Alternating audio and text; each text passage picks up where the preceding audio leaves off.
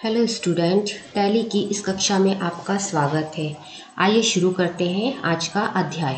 आज का हमारा अध्याय है खाते या अकाउंट्स। इसमें हम देखेंगे खाते से आशय, मीनिंग ऑफ अकाउंट्स, खाते का वर्गीकरण, क्लासिफिकेशन ऑफ अकाउंट्स और खाते को लिखने के नियम या रूल्स ऑफ अकाउंट्स।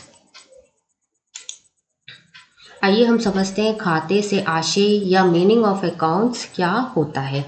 किसी व्यक्ति, वस्तु या लाभ या आय, हानि या व्यय एवं संपत्ति से संबंधित व्यवहारों का संक्षिप्त रिकॉर्ड हिसाब किताब की पुस्तकों में जिस जगह पर रखा जाता है उसे खाता कहते हैं।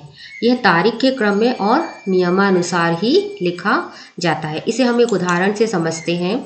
देखिए, हमारे पास यहाँ पर आशा ट्रेडर्स का खाता है। मान लीजिए हमारा एक ग्राहक है आशा ट्रेडर्स, तो आशा ट्रेडर्स के साथ हम जो भी लेन देन करेंगे, है ना, तो खाता बुक में एक जगह, जो भी उसके साथ किया गया हिसाब किताब है उसे खाता बुक में एक जगह रखेंगे, तो उसे हम आशा ट्रेडर्स का अकाउंट या आशा ट्रेडर्स का खाता कहेंगे। यहाँ पर आप देखिए, आशा ट्रेडर्स के खाते में आपको यहाँ पर फील्ड दिखाई दे रहे हैं, डेट, पर्टिकुलर, अमाउंट। फिर से दिख रहा है डेट, पर्टिकुलर, अमाउंट, और ऊपर हमको दिखाई दे रहा है डेबिट और क्रेडिट। प्रत्येक खाते के दो पक्ष होते हैं, ठीक है। एक पक्ष को हम लोग नाम पक्ष कहते हैं, ठीक है, यानी डेबिट साइड, और दूसरे पक्ष को हम जमा पक्ष कहते हैं या क्रेडिट साइड कहते हैं। डेबिट साइड जो रहता है उसे लेफ्ट साइड लिखा जाता है, ठीक है, और टैली में इसी खाते को हम लेजर भी कहते हैं। और डेबिट लेफ्ट साइड होता है और क्रेडिट पक्ष जो रहता है वो हमारा राइट साइड लिखा जाता है। डेबिट को हम DR से शो करते हैं और क्रेडिट को हम CR से शो करते हैं। तो डेबिट साइड हमारा नाम पक्ष होता है और क्रेडिट साइड हमारा जमा पक्ष होता है, ठीक है। आइए हम आगे देखते हैं खाते का वर्गीकरण या क्लासिफिकेशन ऑफ अकाउंट। जो अकाउंट होते हैं वो हमारे 3 तरह के होते हैं। पहला होता है हमारा पर्सनल अकाउंट, जिसे हम व्यक्तिगत खाता भी कहते हैं। दूसरा हमारा होता है रियल अकाउंट, जिसे हम वास्तविक खाता भी कहते हैं। तीसरा हमारा होता है नॉमिनल अकाउंट, जिन्हें हम नाम मात्र के खाते भी कहते हैं। अब देखते हैं हम कि पर्सनल अकाउंट्स में क्या क्या आता है।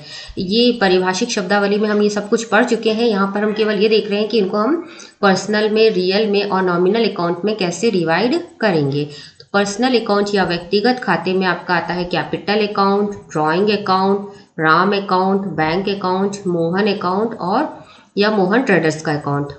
रियल अकाउंट्स में आपका आएगा machinery account, land account, cash account, furniture account और बिल्डिंग अकाउंट।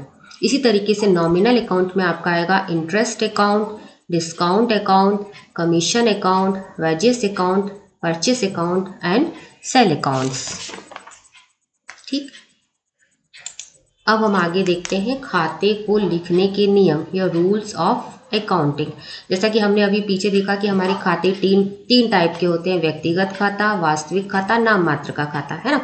तो व्यक्तिगत खाते के रूल क्या होते हैं हम ये देखते हैं। देखिए, व्यक्तिगत खाते में पाने वाले को हमेशा डेबिट करते हैं और देने वाले को क्रेडिट करते हैं, यानी कि रिसीवर को हम डेबिट करते हैं और गिवर को हम क्रेडिट करते हैं।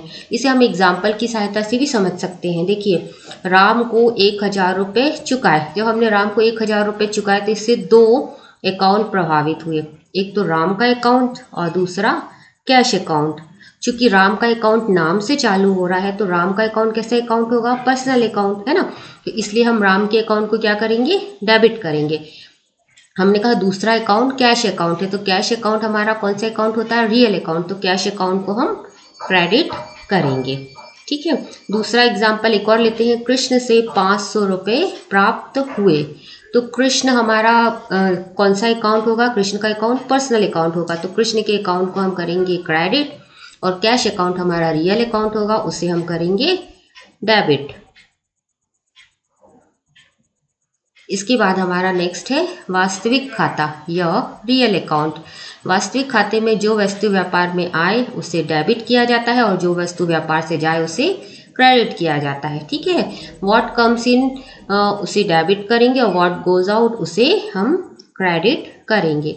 इसे भी हम एक एग्जाम्पल से समझते हैं। मान लीजिए कि हमने फर्नीचर खरीदा। अब फर्नीचर हमने कितने में खरीदा? 5,000 में खरीदा, है ना। तो यहाँ पर भी दो अकाउंट प्रभावित हो रहे हैं आपके। देखिए फर्नीचर, फर्नीचर यानी संपत्ति, तो ये आपका किस में आएगा? रियल अकाउंट में आएगा। दूसरा अकाउंट कैश है, हमने कैश में खरीदा है। तो फर्नीचर अकाउंट को हम रियल अकाउंट का रूल अप्लाई करेंगे। फर्नीचर जो भी आ रहा है हमारे पास, फर्नीचर आ रहा है, उसे हम डेबिट करेंगे।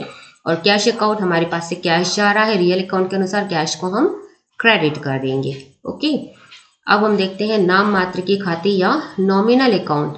नाम मात्र के खाते का रूल होता है कि व्यय या हानि को डेबिट करो। आपके जितने भी एक्सपेंसेस होते हैं, लॉस होते हैं, उनको डेबिट करो और आय और लाभ को क्रेडिट करो। जो भी आपकी इनकम या गेन होते हैं उनको हम क्रेडिट करते हैं। Expenses and loss debit and profit and gain को क्रेडिट किया जाता है यहाँ पर। ठीक है, इसको भी हम एक एग्जाम्पल से समझते हैं। मान लीजिए हमने किसी एम्प्लॉय को 1,000 रुपये वेतन दिया, कैश में दिया। ठीक है, तो यहाँ पर देखिए आपके दो अकाउंट प्रभावित हो चुके। वो हमारा एम्प्लॉय, तो हमने उसको क्या दिया? सैलरी दी, है ना। तो सैलरी अकाउंट जो है वो आपका किसके अंतर्गत आएगा? नॉमिनल के अंतर्गत आएगा। और दूसरा अकाउंट आपका अफेक्ट हुआ है कैश अकाउंट, है ना। तो सैलरी अकाउंट नॉमिनल अकाउंट है, तो नॉमिनल अकाउंट के रूल के अनुसार जो भी हमको सैलरी हम दे रहे, तो ये हमारा क्या हुआ? व्यय हो गया, एक्सपेंसेस हो गया, है ना। तो इसको हम क्या कर देंगे? सैलरी को डेबिट कर देंगे और कैश, हमारा रियल अकाउंट के अनुसार कैश को हम क्रेडिट कर देंगे। Thank you. इसके बाद हम देखते हैं रोजनामचा या जर्नल।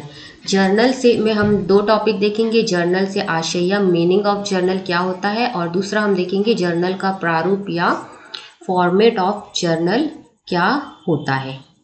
ठीक है, तो हम सबसे पहले यहाँ पर देखते हैं जर्नल से आशय या मीनिंग ऑफ जर्नल। हिसाब किताब रखते वक्त कोई भी एंट्री सीधे लेजर में नहीं की जाती है, बल्कि उससे पहले जर्नल में लिखा जाता है। उसके बाद उसके आधार पर ही खाते या अकाउंट्स बनाए जाते हैं। जर्नल को हम दैनिक लेन देन का लेखा जोखा भी कह सकते हैं। इसे हम डेट वाइज व डेबिट क्रेडिट के सहित ही लिखते हैं। यहाँ पर हम देख रहे हैं फॉर्मेट ऑफ जर्नल या जर्नल का प्रारूप कैसा होगा। देखिए इसमें भी हमने लिखा है डेट, पर्टिकुलर, लेजर फैलियो, अमाउंट जो डेबिट हो रहा है और अमाउंट जो क्रेडिट हो रहा है।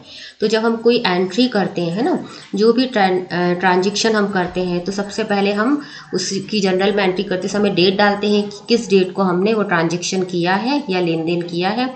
उसके बाद पर्टिकुलर में हमको नोट्स लिखना बहुत ज़रूरी रहता है। जैसा कि हमने यहाँ पर लिखा बिजनेस स्टार्टेड विथ कैश, मतलब व्यापार में पूंजी लगाकर व्यापार प्रारंभ किया। मान लीजिए हमने व्यापार में 20,000 की पूंजी लगाई, तो यहाँ पर दो अकाउंट प्रभावित हुए हैं, कैश और कैपिटल। तो हमने ऐसा लिखा पर्टिकुलर में कैश अकाउंट डेबिट और capital account to capital account. ठीक है, यहाँ पर नोट्स लिखना बहुत जरूरी रहता है। बिजनेस स्टार्टेड विथ कैश, ये हमने नोट्स दिया है। अब जर्नल में हम जो एंट्री करते हैं लेजर फैलियो में, वो कहाँ पर है? यहाँ पर हम लेजर फैलियो में उसका नंबर देते हैं। ठीक है, तो इसलिए हमने यहाँ पर LF लिखा हुआ है या लेजर फैलियो लिखा। लेजर फैलियो का नंबर उसमें दिया जाता है। अब जो अकाउंट डेबिट हो रहा है उसको डेबिट साइड में लिखा जाता है, और जो अकाउंट क्रेडिट हो रहा है उससे क्रेडिट साइड में थोड़ा सा नीचे लिखते हैं हम।